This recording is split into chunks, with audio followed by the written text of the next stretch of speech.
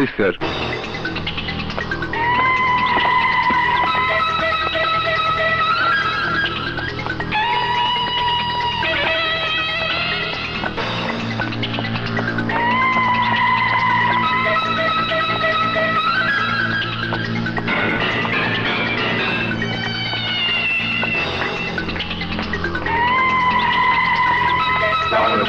ওয়ালাইকুম আসসালাম।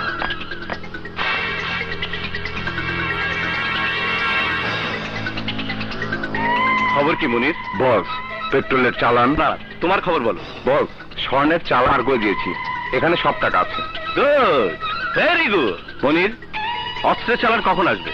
বস, নতুন অস্ত্রের চালান আমরা বর্ডার ক্রস করাতে পারিনি, শুধু একটি চালান বর্ডার ক্রস করেছে। কার চালান? মিশা সওদাগরের। নো নো, সব শিকদারের চালান এই শহরে প্রবেশ করার আগে আর কারো চালান এই শহরে ঢুকতে পারবে না।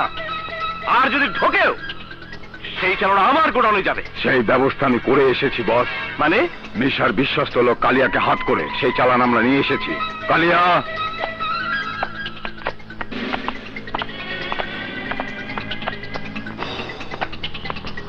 আসলাম ভাই। কালিয়া, আমি তোমার প্রতি খুব খুশি হয়েছি।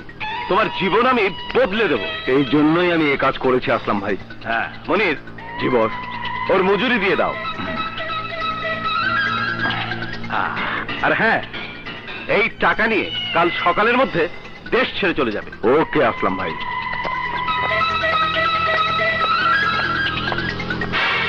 এই নিন, ধন্যবাদ।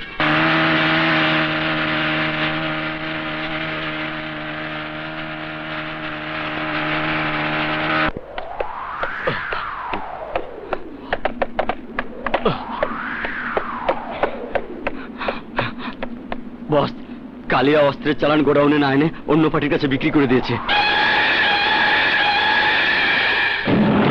তোরা কি করছিলি? বস, আমরা চেষ্টা করেছি কিন্তু পারিনি। কালিয়া কোথায়?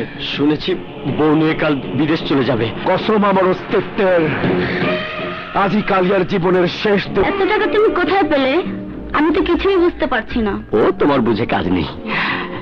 সওদাগর ভাই পুরো চালানটা আমি মেরে দিয়েছি। এবার তোমাকে নিয়ে বিদেশে গিয়ে সুখের সংসার সাজাবো। এসো ডার্লিং।